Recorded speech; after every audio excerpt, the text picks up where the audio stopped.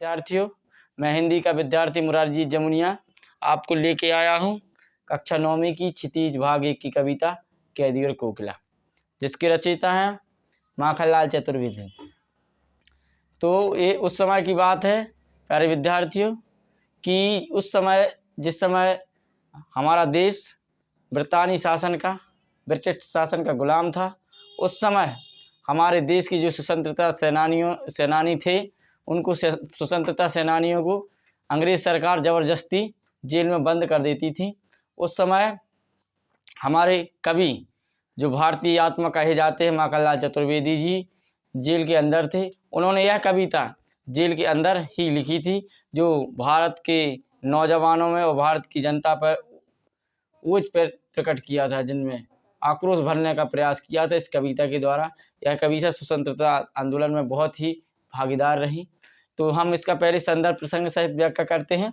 तो कैदी और कोकिला में हम पहले अपन देखो संदर्भ में क्या क्या लिखा जाता है, पुस्तक का नाम, कक्षा का नाम, कविता का नाम, कवि का नाम। तो हम लिखेंगे प्रस्तुत पद्यांश या हमारी पाठ्य पुस्तक क्षितिज भाग 1 के कैदी और कोकिला से लिया गया है। इसकी रचयिता माखनलाल चतुर्वेदी हैं।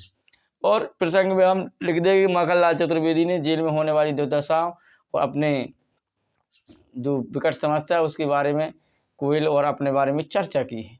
तो कवि क्या कहते हैं, क्या गाती हो क्यों रह जाती हो कोकिला बोलो तो, क्या लाती हो संदेश किसका है कोकिला बोलो तो माखनलाल चतुर्वेदी जी कह रहे हैं कोयल से।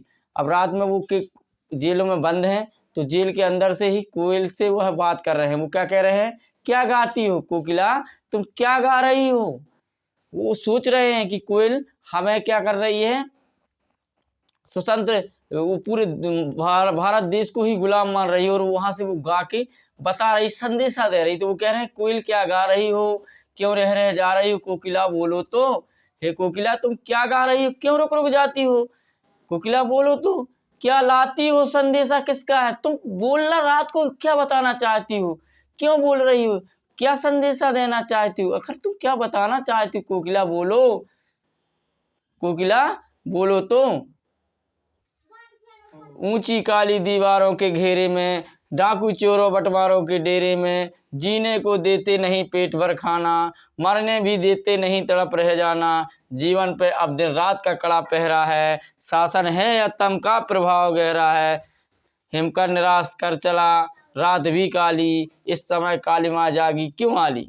कवि माखनलाल चतुर्वेदी कह रहे हैं, हे कोयल मैं तो यहाँ क्या हूँ, ऊंची काली दीवारों के घेरे में, मैं यहाँ ऊंची और काली काली दीवारों के घेरे में अंदर हूँ, डाकू चोरों बटवारों के डेरे में, जहाँ पे डाकू चोर बटुआ मारने वाले बटवार रहते हैं वहाँ पे मैं अंदर बंद हूँ, जीने को देते नहीं पेट भर खाना। और जी जो ब्रिटिश शासन है, जो ब्रितानी शासन है, ये हमें पेट भर खाना भी नहीं देते, मरने भी नहीं देते, तड़प रह जाना, और ये हमको मरने भी नहीं देते, हम तड़पते रहते हैं, ना या तो पेट भर खाना देते हैं और ना हमें मरने देते हैं।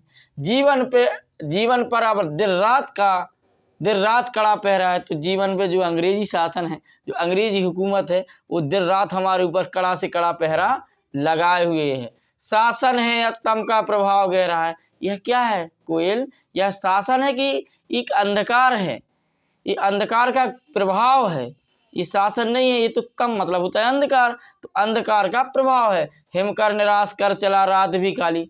इतने में कोयल से कवि जो बात कर रहा है, इतने में चंद्रमा क्या हो जाता है, डूब जाता है, चंद्रमा छिप जाता है। तो माखनलाल चतुर्वेदी कहते हैं कि हिमकर निराश कर चला रात भी काली। अब तो चंद्रमा ने भी धोखा दे दिया, चंद्रमा भी छुप गया है, मतलब हिमकर भी ने हमें निराश कर दिया, और ये रात काली है, इस समय काली माँ जागी क्यों आली। और इस समय हे काली माँ माई तू क्यों जागी, हे दोस्त तू क्यों जागी, तू काली है और क्यों जागी, तो इस समय क्यों जागी है तू, मुझे बताओ हे कोयल तुम मुझे बताओ।